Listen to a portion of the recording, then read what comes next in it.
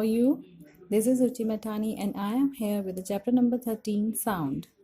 Chapter start करने से पहले I just want to explain the name of the chapter, that is sound. Students, आपने अपने आसपास बहुत सारी तरह की साउंड सुनी होगी, ठीक है? तो first of all we know that what is sound. तो साउंड एक टाइप की एनर्जी होती है जो हमारे को सुनने में हेल्प करती है, जिससे हम कोई चीज़ को सुन पाते हैं कि इस चीज़ से कोई पर्टिकुलर साउंड प्रोड्यूस हो रही है, ठीक है? दैट मीन्स कि sound is a form of energy that enable us to hear. हमारे आसपास बहुत तरह की साउंड प्रोड्यूस होती हैं जिससे हम आइडेंटिफाई करते हैं चीज़ों को कि क्या चीज़ हो रही है, ठीक है? जैसे अगर सपोज हम स्कूल में हैं, then how can we know that the period is over? Just because कि when bell will ring then we can know. Okay, at the same time और इन द सेम वे अगर मौसम ख़राब हो रहा है तो हमें कैसे पता चलता है? Just because of the sound of the thunder and lightning. Okay ना? तो थंडर एंड लाइटनिंग की जो साउंड होती है, थंडर की जो साउंड होती है, तो उससे हमें पता चलता है कि मौसम ख़राब हो रहा है. इसी तरीके से अगर हमारे डोर पे कोई आता है तो हमें कैसे पता चलता है? Just because of the door bell. Okay ना? इसी तरीके से अगर हमारे घर के बाहर कुछ बर्ड्स हैं, उनकी साउंड आ रही है, तो हमें पता चलता है कि there are some birds around our home और आउटसाइड, ठीक है? इसी तरीके से अगर हम जो है अपने आप को थोड़ा सा, जैसे हमारे यहाँ पार्टी है या कुछ है, तो उस टाइम म्यूज़िक के लिए हम बहुत सारे इंस्ट्रूमेंट्स यूज़ कर सकते हैं या फिर हम ऑडियो कुछ लगा सकते हैं. तो बहुत सारे म्यूज़िकल इंस्ट्रूमेंट्स भी होते हैं जिसके थ्रू साउंड प्रोड्यूस होती है, ठीक है? तो ये सारे के सारे, चाहे डोरबेल है, म्यूज़िकल इंस्ट्रूमेंट्स हैं, बर्ड साउंड है या फिर थंडर एंड लाइटनिंग है, तो ये सारी चीज़ें वो हैं जिसके थ्रू हमें डिफरेंट टाइप की साउंड सुनने को मिलती है. तो हमारे आसपास बहुत सारी साउंड्स होती हैं जो प्रोड्यूस होती हैं. देन एक क्वेश्चन, बहुत सारे क्वेश्चंस हमारे माइंड में आते हैं कि how sound is produced, how do we hear sound, how does sound reaches us and why some people can not hear, ठीक है? तो these are some questions in our mind. तो हम इन्हीं क्वेश्चन को सॉल्व करने के लिए इस चैप्टर को आज स्टार्ट करते हैं. This is chapter number 13, sound. So move forward with chapter content. In this chapter, we just learn about the following topics: sound produced by a vibrating body, sound produced by humans, sound needs a medium to propagate, we hear sound through our ears, amplitude, time period, and frequency of vibrations, characteristics of sound, audible and inaudible sounds, noise and music, and noise pollution. ठीक है? तो all these are the chapter content. पर हम अपने इस video में इन सारे topics को कवर नहीं करेंगे. हम इसमें से कुछ टॉपिक्स आज कवर करेंगे और कुछ टॉपिक्स को हम अपने नेक्स्ट वीडियो में कवर करेंगे. Okay, so just move forward with the very first topic, that is sound produced by a vibrating body. Children, as you know that sound is produced just because of the vibration of an object. Vibration का मतलब होता है कि अगर to and fro motion में कोई चीज़ अगर जो है मूवमेंट में होती है, then it produce the sound. जैसे आपका इस पिक्चर में आप देख रहे हो कि there is a drum, here is a guitar and here is the turning fork, ठीक है? This is the first है, when we hit the drum, membrane of drum vibrates producing sound. It means कि जब कोई drum होता है उसके ऊपर की जो मेम्ब्रेन होती है, एक पतली सी मेम्ब्रेन होती है, जब हम इसको हिट करते हैं तो वो टू एंड फ्रो मोशन में ऊपर नीचे मूव करती है. जो इतना फास्ट मूवमेंट होता है कि उससे एक साउंड प्रोड्यूस होती है. जो वेव्स आपको दिख रही हैं, तो these are the sound waves. और यही एनर्जी या यही साउंड वेव्स जो है जब हमारे तक पहुंचती है, then we hear these sound, ठीक है? सेकेंड, जैसे आपका गिटार है, तो when we play a guitar, the string on it makes to to and fro motion and produce sound. अब देखो बेटा, यहाँ पे आपका जैसे जितने भी स्ट्रिंग वाले होते हैं, जैसे आपका सितार है या फिर आपका गिटार है या बहुत सारे इंस्ट्रूमेंट्स होते हैं जिसमें ये स्ट्रिंग होती है, तार होते हैं. तो इन सब में देखो, यहाँ पे अगर एक वायर है तो आपको सिंपल ऐसे दिखेगा, लेकिन जब ये वाइब्रेट होगा यानी कि टो एंड फ्रो मोशन में आगे पीछे हिलेगा तो ये इस टाइप से दिखता है आपको, जैसे ये है, ये है. तो टो एंड फ्रो मोशन की वजह से क्या होता है कि इतना फास्ट मूवमेंट होता है कि एक साउंड प्रोड्यूस होती है, क्योंकि इसके पीछे वाला जो पूरा एरिया होता है यहाँ अंदर का, ये एकदम खाली होता है, हॉलो होता है. इसमें जो है एयर होती है और इस मूवमेंट की वजह से यहाँ पे एक साउंड प्रोड्यूस होती है, ठीक है? तो ये जो है, क्योंकि यहाँ पे वायर जो स्ट्रिंग या वायर जो है वो वाइब्रेट कर रहा है, that's why sound is produce. इसी तरीके से आपका ये जो टर्निंग फॉर्क होता है, टर्निंग फॉर्क बोलते हैं इसको, इसमें जो ऊपर का पार्ट है ये वाला, ठीक है, ये है प्रॉन्ग, और जब हम इसको थोड़ा सा साइड में करते हैं, चाहे इधर करें चाहे इधर करें, उसके बाद अगर छोड़ देते हैं तो ये वाइब्रेट करता है, यानी कि टू एंड फ्रो मोशन होता है, तो इसकी वजह से भी इसमें क्या होता है, साउंड प्रोड्यूस होती है। ओके ना, तो now we can say the sound produce by a vibrating body. Okay, आपकी बुक में भी बहुत सारे एग्जाम्पल्स दे रखे हैं जिसके थ्रू आप समझ सकते हो कि जब वाइब्रेशन होता है तो साउंड प्रोड्यूस होती है। Now we move ahead with the next topic, that is sound produce by human. Sound produce by human, it means कि ह्यूमंस में जो साउंड प्रोड्यूस होती है वो किस तरीके से होती है। सपोज मैं अगर आपको अभी कोई चीज़ एक्सप्लेन कर रही हूँ तो वो किस तरीके से आपको सुनाई देगी, ठीक है ना, यानी कि वो हम किस तरीके से प्रोड्यूस करते हैं, हम जब कुछ कुछ बोलते हैं तो किस तरीके से साउंड हमारे बॉडी के अंदर प्रोड्यूस होती है, ठीक है। तो दिस इज़ अ पिक्चर। इस पिक्चर में देखो आपको एक डायग्राम में शो हो रहा है कुछ यहाँ पे, और ये एक्चुअली ऐसा होता है हमारी बॉडी में कि एक ह्यूमन के अंदर स्ट्रक्चर होते हैं एक पर्टिकुलर, ठीक है, दिस वन। तो in humans the sound is produce by the voice box और द लैरिंग्स। आपने बेटा यहाँ पे आप अपने गले पे यानी कि थ्रॉट एरिया में टच करके कभी देखोगे तो ये थोड़ा सा हार्ड सा स्ट्रक्चर आपको दिखेगा, और जब आप बोल रहे हो उस वक्त आप इसे टच करके रखना तो आपको कुछ वाइब्रेशन भी थोड़ा सा फील होगा। तो ये जो एक पार्ट होता है this is called the voice box और द लैरिंग्स, ठीक है। तो in humans the sound is produced by the voice box और the larynx. Larynx is situated at the upper end of the windpipe. अब आपको पता है wind pipe होता है जो हमारी नोज से लेके और हमारे लंग्स तक जाता है, ठीक है ना। तो नोज से और लंग्स तक पूरा जाएगा, that is the windpipe. अब विंड पाइप में बीच में जो यहाँ पे एरिया होता है, जो अपर पार्ट होता है, यहाँ पे लैरिंग्स सिचुएटेड होता है, ठीक है ना। अब लैरिंग्स से आवाज़ कैसे आएगी, जो आपका वॉइस बॉक्स होता है, ये इस वॉइस बॉक्स को अगर हम देखें तो ये कुछ इस टाइप की स्ट्रक्चर होती है, और there are two stressed membrane और वोकल कॉर्ड्स, ठीक है। अब आप इस पिक्चर में देखो ये और ये, this and this one is the vocal cord.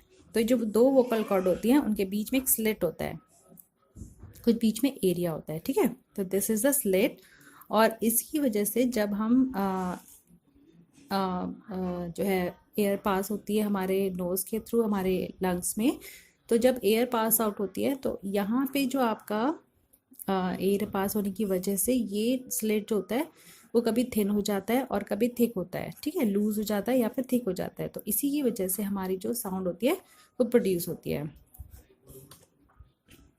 When the lungs force air through the slit, the vocal cord vibrate. तो जो vocal cord है हमारी ये वाइब्रेट होती है जिससे हमारी साउंड प्रोड्यूस होती है। Okay, this is the complicated structure actually, but still just to go through the notes and just look at the picture and just understand the topic. Okay, the sound produced by human through voice box or the larynx. Now move forward with the next topic, that is sound need a medium to propagate. It means कि अगर कोई sound produce हो रही है तो वो propagate कैसे होगी। propagate का मतलब क्या होता है, ठीक है। The traveling of sound is called propagation of sound. It means अगर कहीं पे भी आपको पता है कि sound produce कैसे हो रही है, by vibrating the body और vibrating the object, but sound travel करके कहीं और जा रही है, यानी कि हमें सुनाई देगी तो किस तरीके से सुनाई देगी, that is called the propagation of sound. तो travelling of sound is called the propagation of sound. Sound can travel through different media like solid, liquid and gases. It means कि सॉलिड जो साउंड होती है वो travel different mediums में कर सकती है। उसमें 3 मीडियम्स आपके आते हैं, सॉलिड, लिक्विड एंड गैसेस। अगर इनमें से कोई मीडियम भी नहीं होगा तो साउंड जो है प्रोपेगेट नहीं हो सकती है, ठीक है ना। तो sound can not propagate in the absence of medium और इन वैक्यूम।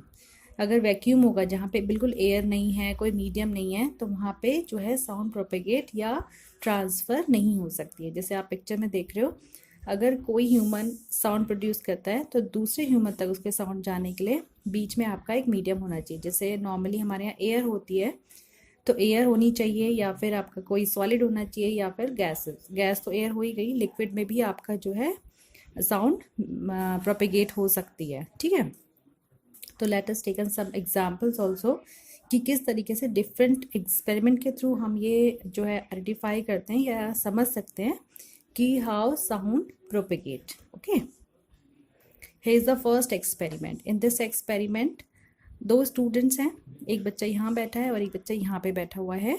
और जब यहाँ पे अगर टेबल को हम हिट करते हैं, ठीक है, नॉर्मली आप ये कर सकते हो, आप अपने घर पे टेबल हिट करते हैं तो दूसरा स्टूडेंट या दूसरा जो भी चाइल्ड है, जो बच्चा है, वो अगर अपने कान को अपने टेबल के ऊपर रखता है, देन जो वाइब्रेशंस होती है वो यहाँ से यहाँ पे पहुँचते हैं जस्ट इन सॉलिड। ठीक है, तो ये आइडेंटिफाई कर सकते हैं कि जो साउंड होती है वो प्रोपेगेट हो रही है।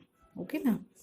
नेक्स्ट एक्सपेरिमेंट में ये देखिए, ये आपकी बुक में भी हैं सबके, इसमें एक स्केल लिया है या रूलर लिया है, दो बच्चे हैं यहाँ पे, और एक बच्चा अगर यहाँ पे इसको स्क्रैच करता है या हिट करता है तो इसकी साउंड जो है दूसरे बच्चे के ईयर तक पहुँचती है। ठीक है, प्रोपेगेट हो रही है। ऐसे ही आपका थर्ड एक एक्सपेरिमेंट है, ये आप सबने करके भी देखा होगा बहुत बार, कि अगर हमारे पास दो ग्लास हमने लिया है, पेपर ग्लास ले सकते हैं, इसके डिस्पोजल ग्लास जो होते हैं, उसको आप एक थ्रेड के थ्रू आप जो है थ्रेड या फिर वायर के थ्रू आप इसको जो है बांध दीजिए। ठीक है, अब एक जो स्टूडेंट है यहाँ, एक दूसरा स्टूडेंट या दो भाई बहन अपना इसको प्ले में एक एज अ प्ले गेम में यूज़ कर सकते हैं। तो इस तरीके से हो जाता है। अगर एक बच्चा इस पर कुछ बोलता है तो उसकी साउंड दूसरे स्टूडेंट के या दूसरे बच्चे के कान पे जाती है। ठीक है, तो these are some experiments through which we can say that sound need a medium to propagate. Loudness भी इसी में आता है कि आप कितना लाउड बोल रहे हैं। लाउड का मतलब होता है कि आप कितना जो साउंड की फ्रीक्वेंसी है वो कितनी ज़्यादा है। फ्रीक्वेंसी हमें अभी आगे हम पढ़ेंगे। लाउडनेस का मतलब है कितना ज़ोर से आप बोल रहे हैं। ठीक है, तो these are some experiments about it. So move forward with the next topic.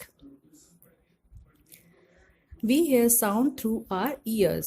Students, आप लोग को पता है कि हमारे 5 सेंस ऑर्गन्स होते हैं, तो उनमें से एक है ईयर्स, जिसके थ्रू हम कुछ चीज़ सुनते हैं।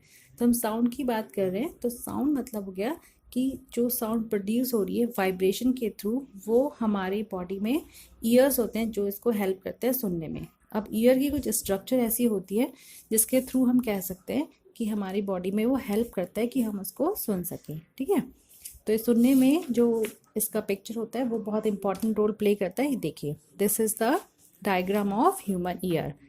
अब इस डायग्राम में आप बहुत सारे पार्ट्स भी देख रहे हो। ये ईयर है इस तरीके से, यहाँ पे ये ear canal.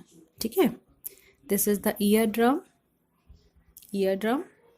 This is the ossicles, auditory nerves, this one is the cochlea, ये जो आपको इस टाइप का पर्पल कलर का स्ट्रक्चर दिख रहा है, and this is the eustachian tube, this one. ठीक है, तो all these are the parts of the human ear. अब हम इसको वन बाय वन जो है थोड़ा समझने की कोशिश करते हैं कि हाउ दे वर्क्स। ओके, चलिए, तो जो आउटर स्ट्रक्चर होती है, जो एक्सटर्नल पार्ट हम देखते हैं अपने ईयर का, ये वाला, ठीक है, जो बाहर से हमें दिखता है, this is the external ear. और ये जो एक्सटर्नल ईयर होता है, this is called the pinna. ठीक है, pinna, it is also called the pinna. ठीक है ना, तो we hear through our ears, our external ear also called the pinna. और इसकी जो शेप होती है दैट इज लाइक फनल। ये देखो, फनल जैसी शेप होती है, इसके अंदर कोई चीज़ जा सकती है, फनल के जैसा शेप होता है। ठीक है, तो due to its unique shape, sound waves are concentrated once and they enter into the external ear, यहाँ से। ठीक है, ये पूरा फनल है, इसके थ्रू सारी की सारी कंसंट्रेट होके कहाँ जाती हैं, अंदर जाती हैं, यहाँ से, इस तरीके से। ठीक है ना, अब ये कंसंट्रेट होके जब अंदर जाएंगी तो ये एक्सटर्नल ईयर, ये जो पार्ट है आपका एक्सटर्नल ईयर, ये बाहर वाला, ठीक है, यहाँ से वो एंटर करती हैं इस टाइप से। ठीक है, नेक्स्ट होता है इसमें कि जो साउंड वेव्स जब एंटर करती है तो ये बीच में आता है आपका ईयर कैनाल। ईयर कैनाल के थ्रू ये अंदर एंटर करती हैं, और यहाँ पे आप ये देख रहे हो, this is called the year drum. तो तो then the sound waves reaches ear drum और टिम्पेनम, ठीक है। It is a thin stressed membrane, जिसको हम कान का पर्दा बोलते हैं ना, दिस इज ईयर ड्रम।